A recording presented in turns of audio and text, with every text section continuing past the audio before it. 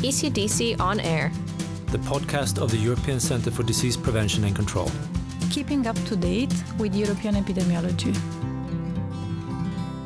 Mosquitoes capable of transmitting diseases such as dengue, chikungunya, and West Nile virus are now established in Europe, and local outbreaks have been reported in recent years. So what does this mean for Europe? Who are the people who are most at risk, and what can we do to protect ourselves and our loved ones? I am your host, Andrea, recording from ECDC in Stockholm, Sweden. Today, I am joined by Céline Gossner, who is our expert on emerging and vector-borne diseases, and also the Deputy Head of Unit for One Health-Related Diseases at ECDC. She will help us understand everything about mosquitoes and about mosquito-borne diseases.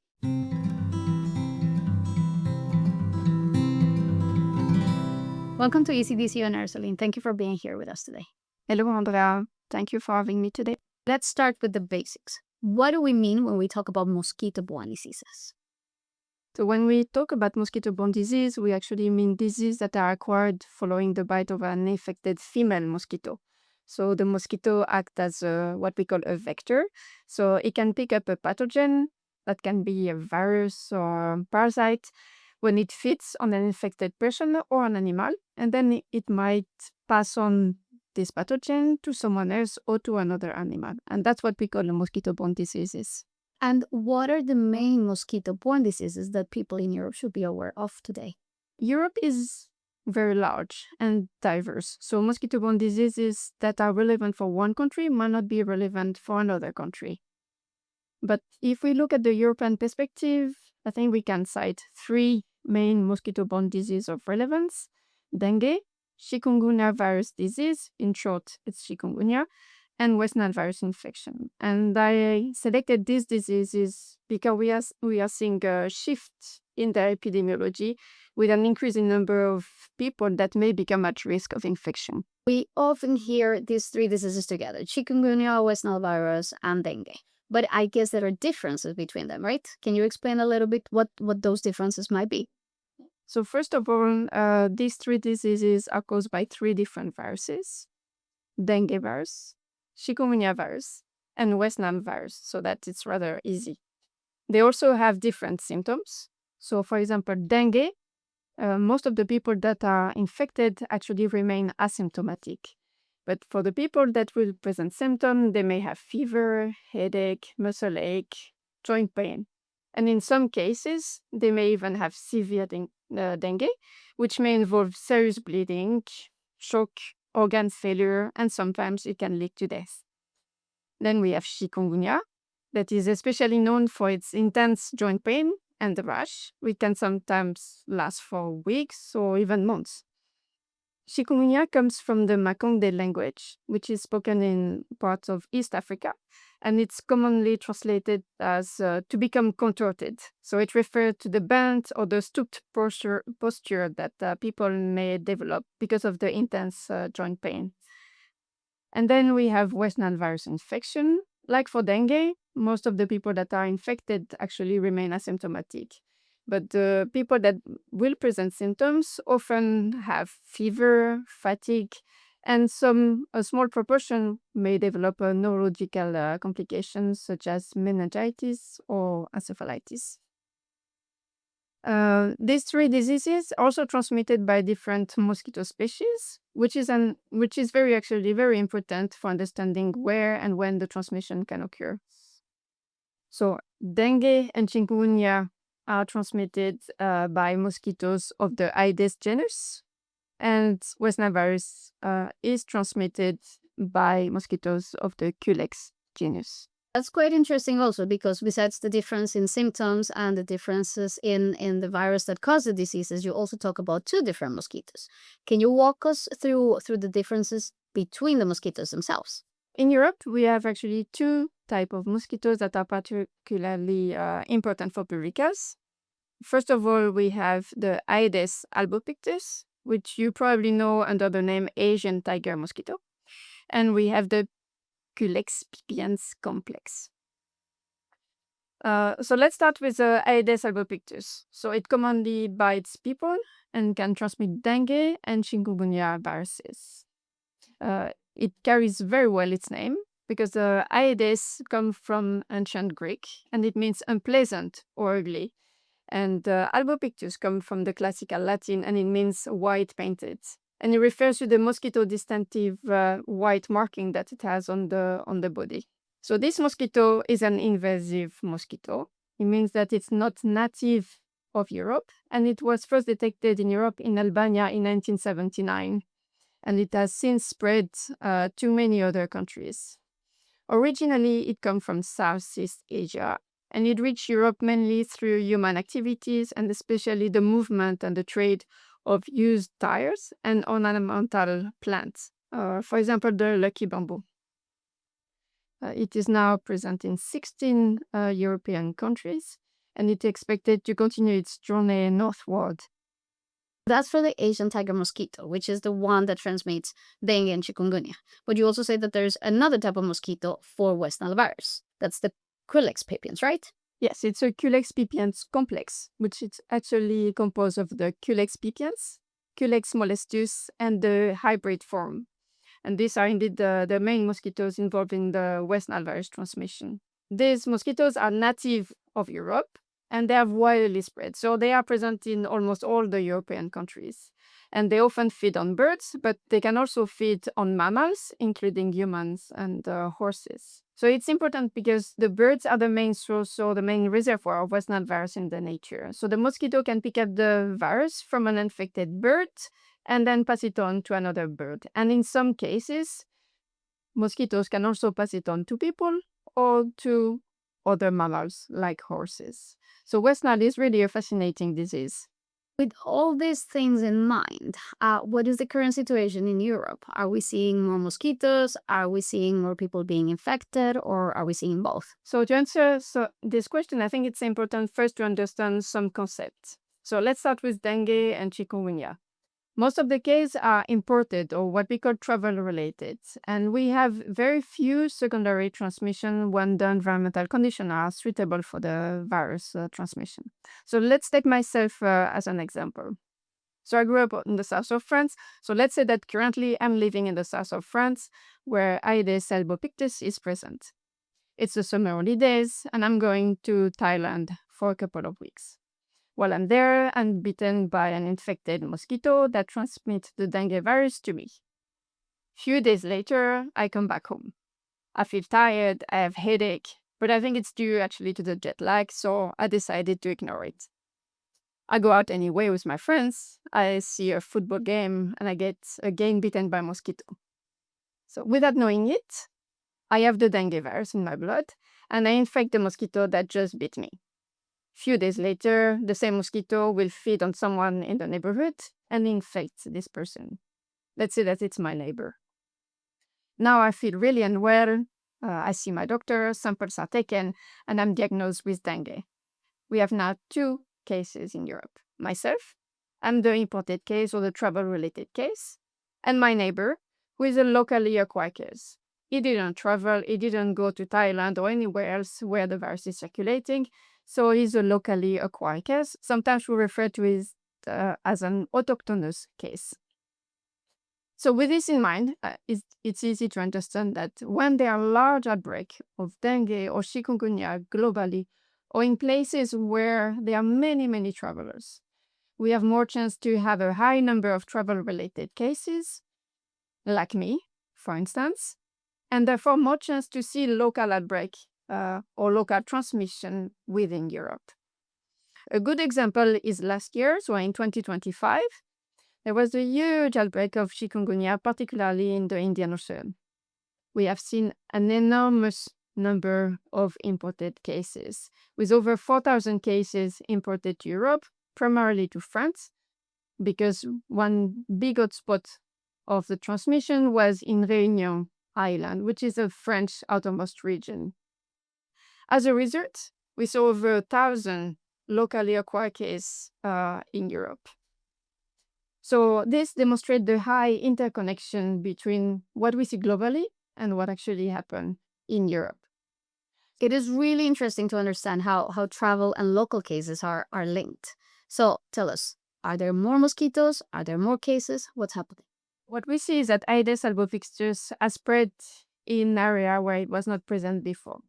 So mechanically, there are more mosquitoes within Europe, and there are more areas where local transmission can occur. We also see more cases in Europe and in more places, and this is very dependent on the global situation for dengue and chikungunya. And what about West Nile virus? It's a completely different situation. So it's not related to travel. There's no need for an introduction by travelers.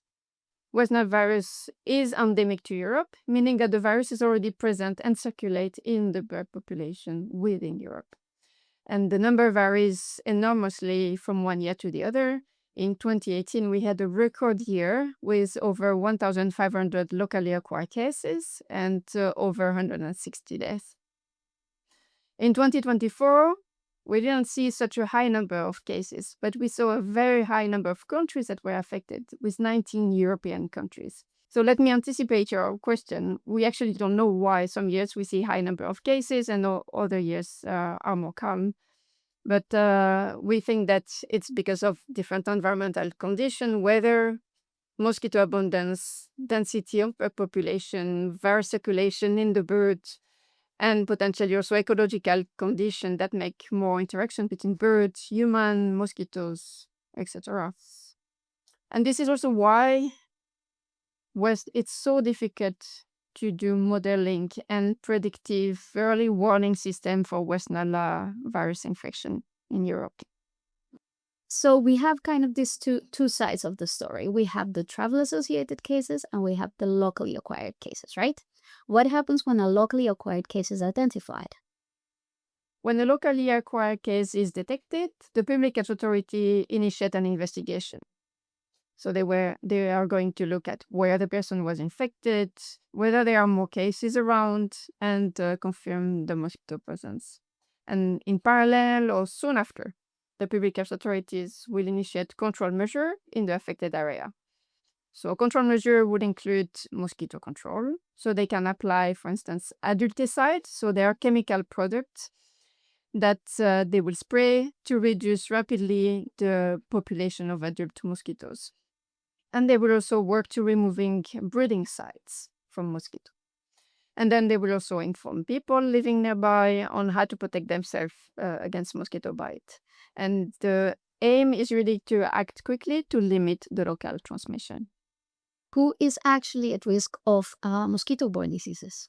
Anyone can be bitten by mosquitoes. So unfortunately, anyone can get infected if in an area where these viruses circulate. However, the chance of developing severe disease are not the same for everyone. So people who are more at risk of developing severe disease include people over 65 years of age, people with underlying medical condition, or people with a weakened immune system. So I will not enter in more detail for each of these diseases, but there is one specific point that I would like to mention about dengue. Earlier, I said that dengue was caused by the dengue virus. In reality, we have 4 different dengue viruses. 4 serotypes: serotype 1, 2, 3, and 4. And people have higher chances to get severe dengue if they have a repeated infection with a different serotype.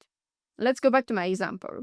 I've been traveling to one country. I got dengue, let's say serotype 1. A few years later, I travel again, and this time I get infected with dengue serotype 2.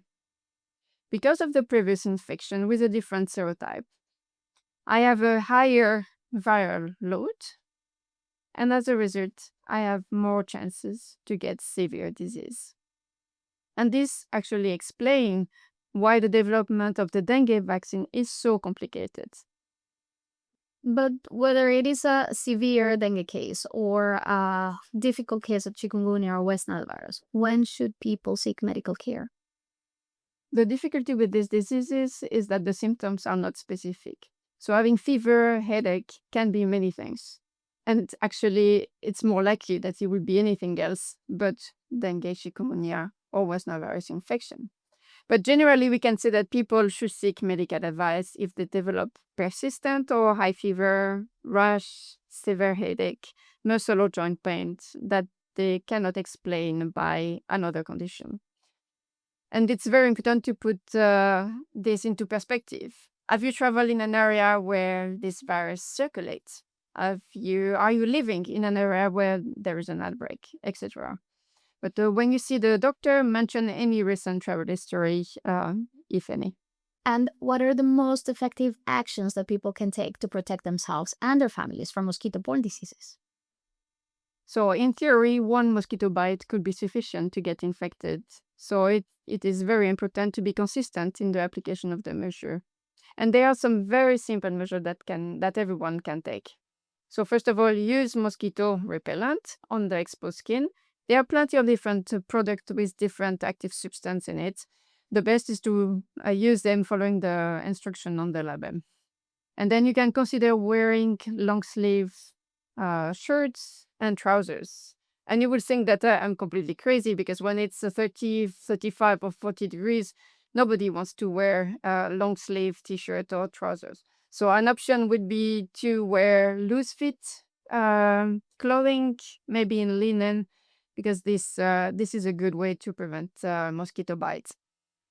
Then when you are indoors, you can put screens on the windows or the doors, sleep or stay in air conditioning room. And if you are in an area that is heavily, where there are very intense transmission, you could also consider sleeping under mosquito nets. It's important to note that not all mosquitoes will have the same biting habits. So if we go back to the Aedes albopictus, which is the main vector of dengue and chikungunya viruses, this mosquito will primarily bite during the day and mostly early morning and late afternoon, and also outdoor. So it means that when you have your early breakfast with your family or an after work aperitif with your friends, these are the perfect time for the mosquito to bite you. The Culex pipiens complex mosquitoes, however, will rather bite at night, and they can bite both indoors and outdoors. So the protection may be needed at different time of the day, depending on the mosquitoes and the place. And depending on where you live, actually, you may have to protect yourself during the day and during the night. The actions that you just described are basically for two groups of people. Those who are traveling to places where the mosquitoes are present, and those for people living in the places where the mosquitoes exist. But I imagine that besides those personal protective measures, there are more community level measures and actions that can be taken. Is that correct? Yes, it's correct. So beyond the personal protection that people can apply, it's very important to limit the ability of the mosquito to breed around their homes, like the garden, the balcony, or the shared outdoor spaces. Aedes albopictus is very strongly associated with small artificial containers around the home. So individual can help to regularly empty, cover, or clean the containers. And we can say, for example, the flower pot saucers, the buckets, toys, rain barrels. So it can really breed in very, very tiny pools of water. Then we have the Culex mosquitoes that can also use standing water around the home, but they are often actually linked to larger, more stagnant, or sometimes more organic-rich water sources, such as the drain, the gutters, ditches, for example. So an individual can help by removing or managing the standing water around their home. But for Culex mosquitoes, some breeding sites are larger and part of the wider environment. So community and municipal action may be necessary. It's obvious, but mosquitoes do not stop at the border of a property. So this action must be taken by the whole neighborhood or the whole community. Besides personal protective measures and community measures, is there a role for vaccination in mosquito-borne diseases? So there are vaccines for some mosquito-borne diseases, including for dengue and chikungunya. And these vaccines have been used in some settings to help control large outbreaks, and they may also be considered for individual protection of travelers. However, the current epidemiological situation in continental Europe does not warrant the broader use here. And people who want to know whether vaccination is relevant for them should seek advice from their healthcare professional or travel clinic in their country. It sounds as if everyone has a role to play in addressing mosquito-borne diseases. Can you tell us about what ECDC is doing? ECDC support countries in several ways, and this list is not exhaustive. We monitor the situation across Europe and provide regular surveillance updates so that country can follow where cases are occurring and how the situation is evolving. We also support mosquito monitoring, and we provide, for instance, maps where the different mosquito species are present. We also develop risk assessment and provide practical guidance that support the countries to prepare, to detect the cases at the early stage, and to respond quickly to local transmission. A key part of the work of ECDC is also to strengthen collaboration. So we foster collaboration between countries and support the exchange of experience. For instance, France has a huge, very long-lasting experience on dengue and chikungunya management, particularly because they have several outermost regions in tropical areas. But we also have Italy and Greece that have a very strong experience in managing West Nile virus infection. As part of this collaboration, we also work closely with the European Union Reference Laboratory for Vector-borne viral pathogens, which support the countries by strengthening the laboratory capacity and helping ensure a reliable diagnostic and detection of these diseases. And we also collaborate with our sister agencies, the European Food Safety Authority, particularly on zoonotic diseases, and this includes the West Nile virus infection, and with the European Environment Agency on a topic related to climate change. You just mentioned the key word there, climate change. What is the role of climate change in mosquito-borne diseases? We discussed about this in another podcast that I invite you to listen to. Climate change does not create new infectious diseases, but it does create more favorable conditions for some of them to spread. I can mention 3 elements. This is, again, not an exhaustive list. But we, for example, see longer transmission season. So we tend to see earlier spring or late autumn, allowing for a longer period of mosquito activity. We see also areas that become suitable for the establishment of Aedes mosquitoes, while before these areas were actually too cold. And finally, we also see that with the very high temperature, particularly during the night, people may want to sleep outside or with the windows wide open, hence putting them more at exposure to mosquito bites. Can we say that dengue and chikungunya are no longer tropical diseases? I don't think we can say that at this point. I think they remain tropical diseases. In Europe, all the cases that we see are the result of an importation of the virus travelers. So at this point, I think they still remain what we can call tropical diseases. And looking ahead, if we were to have this same conversation, let's say in 10 years' time, what would we be saying about the landscape of mosquito-borne diseases in Europe? It's difficult to predict exactly what the situation will look like in 10 years, and whatever prediction I will make, I will probably be proven wrong later on. But it's clear that we are heading towards more mosquito-borne diseases in Europe. Aedes albopictus particularly will continue its spread northwards, so we'll have more areas where people will be at risk of infection. We will continue seeing longer transmission season with shorter winters. And as the environmental conditions are suitable for transmission, we'll see more outbreaks of dengue, chikungunya, and West Nile virus infection. So it doesn't mean that outbreaks will happen everywhere, or that mosquito-borne disease will become a major risk for everyone in Europe. But it does mean that more areas may need to be prepared for these diseases. How can we prepare for that scenario? The best way to prepare is to act before the outbreaks occur. So we should better understand this disease continue to strengthen disease surveillance and mosquito surveillance, monitor the climate variable. And it's very important actually to fill up the gaps in knowledge and investigate the uncertainty. An interesting point, for instance, is to look at whether the mosquito population will be able to transmit these viruses during the winter. Currently in Europe, we have still this chance that we have a winter that are too cold to allow the sustained transmission of these viruses. And this is one of the main difference with the tropics, where the circulation of this virus can happen all year long. Then we should also ensure a timely response, work on early detection of imported cases, particularly for dengue and chikungunya, and locally acquired cases for all those diseases. We should continue to strengthen the laboratory capacity, the public health capacity in general, and make sure that we have the tool to do mosquito control and also to ensure public communication in a timely manner.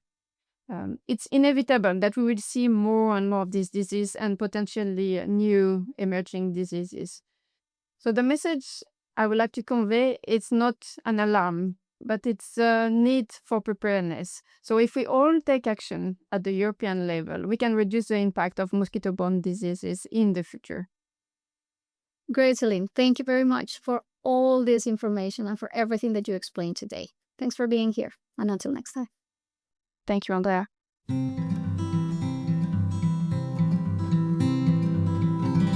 Thank you for watching this episode of ECDC On Air. And thank you to our expert, Céline Gossner, for explaining everything there is to know about mosquitoes and mosquito-borne diseases in Europe. If you want to learn more about the topic, visit ecdc.europa.eu. Also, if you enjoyed this episode, don't forget to subscribe, rate, like, or leave us a comment. Stay safe and stay informed. Until next time.